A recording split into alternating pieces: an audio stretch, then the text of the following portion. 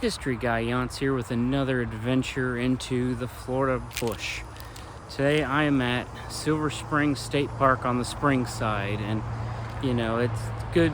Just got off work, so forgive my attire. I kind of just wearing my post-work clothes and all that stuff. Got my binoculars I keep in the car, and my day bag with my selfie stick and all that stuff in it. Just out here walking the I think they call it the Creek Trail. It's the old Jeep Safari trail, and it's interesting. Sadly, I didn't have time to get the selfie stick out to start this video when I saw them, but came across 3 juvenile armadillos, or armored possums as some people would say, or tactical possums as some people would say. And it's interesting. One of my favorite things to listen to when I'm traveling are the big game accounts of big game hunters like Jim Corbett in India, hunting the man-eating tigers and whatnot, and how he always talks about having heavy-soled shoes versus light-soled shoes. And as you can hear, you can't really hear my footsteps. I've got a pair of these people think they're silly, these sock shoes, which are like just these socks with like a rubberized sole around them and everything, and I wear them when I get off work to give my feet a break. But I'm out here walking around with them, and being able to walk up on those armadillos without alerting them to where I was at, I don't know if I could have done it with my heavier soled work shoes that I have. So it's just bringing up the memory of watching those videos, and how he'd stalk tigers and leopards and bears and all kinds of stuff in the mountains and hills and glades of India. So it's just interesting, and walking out here. I mean, I'm not too far from the road, and yet, you can still hear the insects, the little critters running around, the lizards and whatnot. It's interesting when you get out here and kind of try to disconnect. You don't go romp around out here. It's like I tell my daughter, she loves to talk, as a kid does. Little kids always love to talk and express themselves, but it's like I tell her, if you're quiet, you'll see stuff. You'll see stuff, you'll hear stuff, you'll find stuff. You can find animals when you're quiet. When they don't, if you're making a bunch of noise, you're going to frighten them. Whereas when you're out here and you're quiet and you're calm and you're peaceful, you can see a lot more stuff. A lot more, nature, a lot more in the environment. I mean,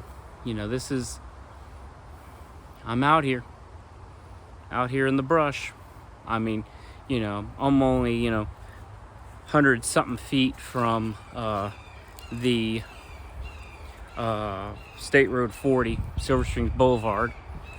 But if you've ever walked the Creek Trail and on the spring side and everything, it's very rustic, and it's a nostalgia thing for me.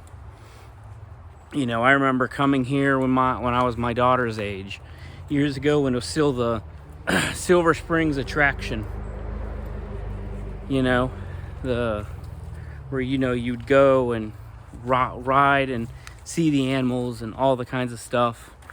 And cool part, as I'm telling you this, I'm coming up on my for me, one of my favorite parts of the whole Jeep Safari ride, which was the gator pit. Coming down the slope that I'm walking down, and you would get to the bottom of this proverbial pit, and as a kid, small kid, I couldn't see the chicken wire that was on either side of this that kept the alligators at bay or off the driving path. But you'd be down here in this pit, and they get to the bottom, like, oh no, we're stuck. And you look to your left, you look to your right, and you'd see these big 4 or 5 foot alligators just sitting there staring you down. And I remember vividly as a kid, every time we got to this spot, and the first thing I would do is cock my head around real quick to the back of the the trailer to see if there was an alligator crawling up the opening in the back, because there was no door. It was just an open slot in the back of this riding trailer. So, you know, it's quite interesting. You know, vivid memory of, you know, you look around behind me, and you, other than the, you know, the cleats on the ground behind me, it looks like just another spot on a trail, you know. And that's one of the reasons why I started these videos is, you know, people, you know, my daughter walking through this area, she's never going to have those memories of the Jeep Safari ride and all that stuff. This is just going to be another spot on a random trail at Silver Springs for her. Whereas, you know, people like myself and my wife and other people our age who remember this, you know, this was something magical. You know, this is something, you know, not a historical landmark as, you know, a battlefield or a place where important documents were signed, but just a magical, important place in that, you know, this was a vivid, fond memory for me, because I was, you know, when I was young, this was the place. Silver Springs was the place to go. It was my day off from school. We're going to Silver Springs. You know, we had, you know, for several years, we had the passes to get into Silver Springs. We never did Wild Waters, which was, you know, we were never big into the water park. I mean, I went there years after starting to come here to Silver Springs. But, you know, I remember coming out here to Silver Springs before the, you know, Kids Ahoy, the big steamboat play area. And just coming out here, and, you know, they had a petting zoo there. And then the petting zoo closed. And they did the Kids Ahoy, and then, you know, Kids Ahoy went by the wayside. So now, since the state has obtained the property, now it's a, you know, now it's all, a lot of stuff's going back to being rustic. A lot of stuff is going back to being the way, natural way, or just open areas for events. You know, I know this side of the park does a lot of events throughout the year and all that stuff. It's just a great place. You know, it's one of my 3 most favorite places. You know, my 3 peaceful places, magical places, whatever you want to talk about. You know, Silver Springs State Park, especially, you know, I love the Cracker Village, well, we'll call the Cracker Village side, you know, but, you know, I never really went there too much as a kid, where over here on the Spring side, you know, we were over here constantly doing all kinds of things going on. Ross Allen Island, and seeing all the alligators, Sobek, the crocodile, Big Al, the alligator, you know, all these different, seeing the different animal shows, the little terror things like the creepy crawly show, the pet show, and then the reptile show. You know, as a kid, you're sitting there and, you know, you'd seen it 100 times, but you'd see it 101 more times. You know, they go down there to reach in there to grab the big alligator snapping turtle, you know, the big money shot, and they just pull up a little yellow ear slider or something small like that, and they go, oh, ha, ha, ha. They go there and say, get your cameras ready, and they'd pull the big alligator snapping turtle up, you know, mouth open, water going everywhere, like a big alligator jumping out of the water to terrorize you and to scare you and get the money shot. You know, sitting here, it's just amazing. You know, the shows, you know, Jungle Cruise, which later became the History of Florida Cruise, the world famous Glass Bottom Boat Cruise, and then the, you know, the Lost River Cruise, where they would go to the outpost with all those injured birds, and for a while the Florida Panther that was there for years, and the eagles and the vultures and the owls and all kinds of stuff. I mean, I remember when I was doing a project in high school, a friend I had here, Mickey Summers, a longtime historian and educator who recently passed away a couple years ago.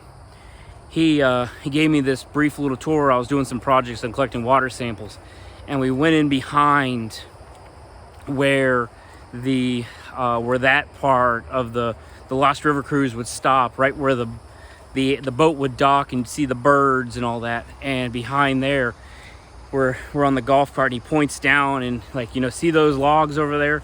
Well, those logs are what's left of the big animal enclosures from when they filmed the Tarzan movies and all kinds of cool stuff like that. So again, going back to, we pass by all this, what we would call menial stuff, small stuff, you know, a tree or a building or something, but there's so much rich history around us. We need to get out there more.